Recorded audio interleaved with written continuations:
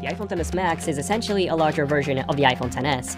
This is also the first large form factor iPhone X, the first Plus version of the iPhone X, the only difference being that it's called the Max instead of being called the Plus. Now, Apple did say that a reason for this is the fact that the Max is larger than the Max is now the replacement for the iPhone 8 Plus from last year, just with an iPhone X style design. Oh, also, fun fact, the XS Max is shorter than the 8 Plus.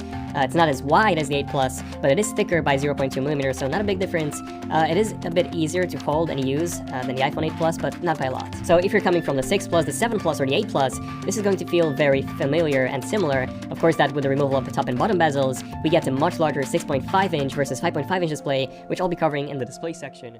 Try and balance this from one finger to another, but you cannot use it with one hand, as you can, for example, with the iPhone XS or the iPhone X. Now, Apple did claim that the glass on the iPhone XS Max is the most durable one on any smartphone on the display. So, compared to last year, the XS and the XS Max, they have an increased dynamic range, and I can definitely say that the colors do look a bit more vibrant than on the X, and the display itself is brighter and easier to see. 6.5-inch display up from the 5.8-inch on the iPhone X or the 5.5-inch on the iPhone on the Plus series of the iPhones. And then it's also a high-resolution display this time at 2688 by 1242 pixels or 558 ppi. Fun fact, guys, this is the same ppi as on the iPhone XS and the iPhone X. Plus interface from the old Plus models of the iPhones. So essentially now, when you rotate your iPhone in landscape, some of the apps, such as the calendar, the notes, settings, and more, those would rotate as well in landscape, and we get an extra menu on the left-hand side, which is very useful, especially in Mail. Now, this interface looks similar to the one on an iPad, for example, with extra menus on the left. The only difference between this and the interface on the Plus models of the iPhones is that a home screen no longer rotates, which honestly I was never a fan of, but this was probably removed because the notch would have blocked some of the home screen icons. So yeah, overall, great display, love the size, love the extra screen real estate that we get with the Max. So, well, the good news is that we have the exact same camera as on the regular iPhone XS. So we get the same smart HDR processing with the Apple A12 processor, where the iPhone actually does 1 trillion calculations in the background for every single photo that it takes, before the photo is even taken, which is really impressive.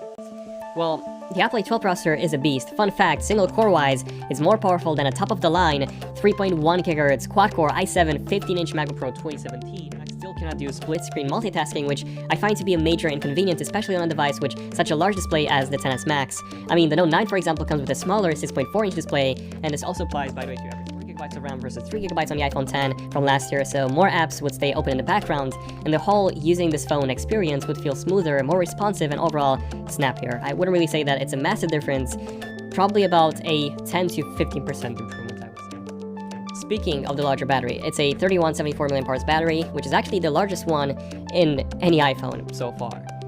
So yeah, the XS Max was not any better than the regular XS. It has a larger battery, that's true, but at the same time it also has a larger display and a higher resolution display, which, you know, consume more power.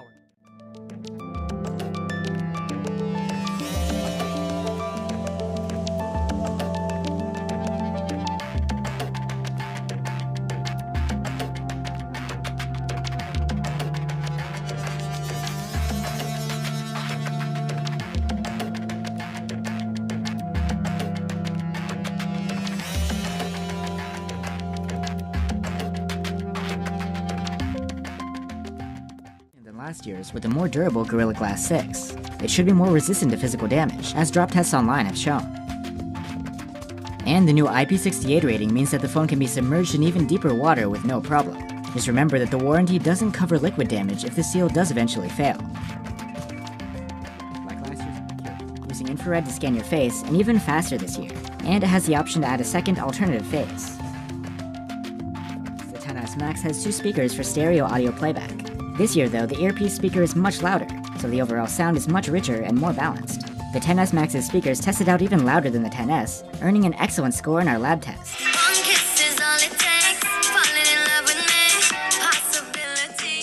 The 6.5-inch OLED screen.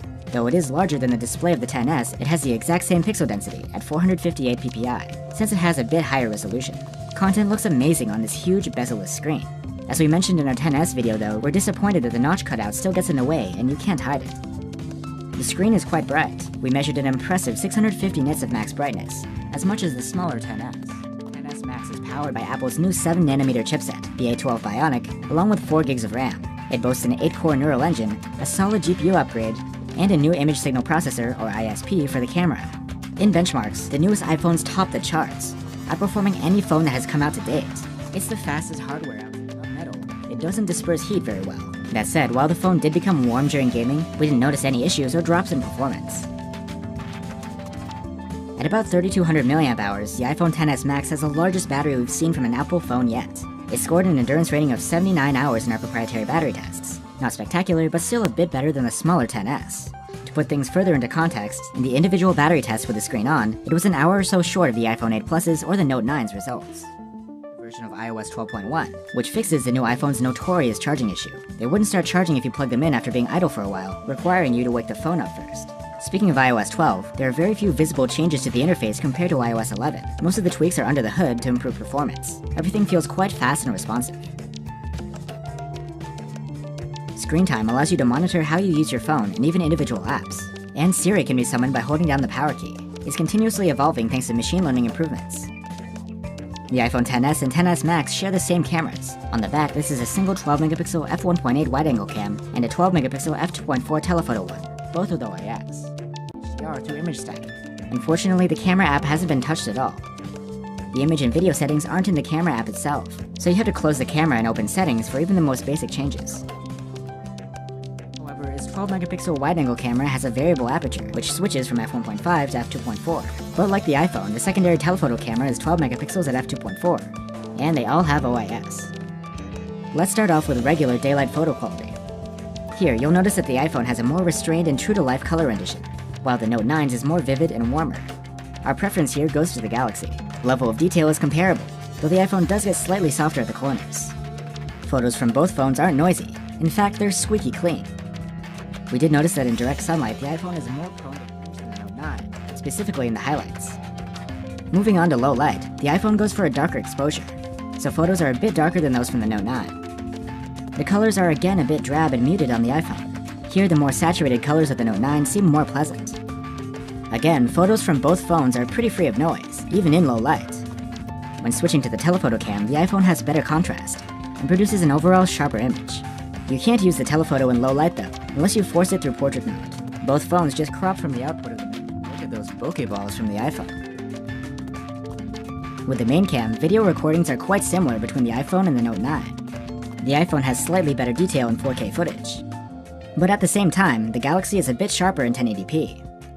This time around, the iPhone's overall color rendition is warmer and more saturated, but dynamic range is the same. As far as stabilization goes, both phones have it at 4K 30 and 1080p, though we do prefer the iPhone's extra smoothness over the Note 9. When filming through the telephoto lens, the iPhone comes out on top, if filming in 4K at 60fps. Here there's considerably more detail and sharpness in the Note 9. But zoomed photos in 1080p seem about on par.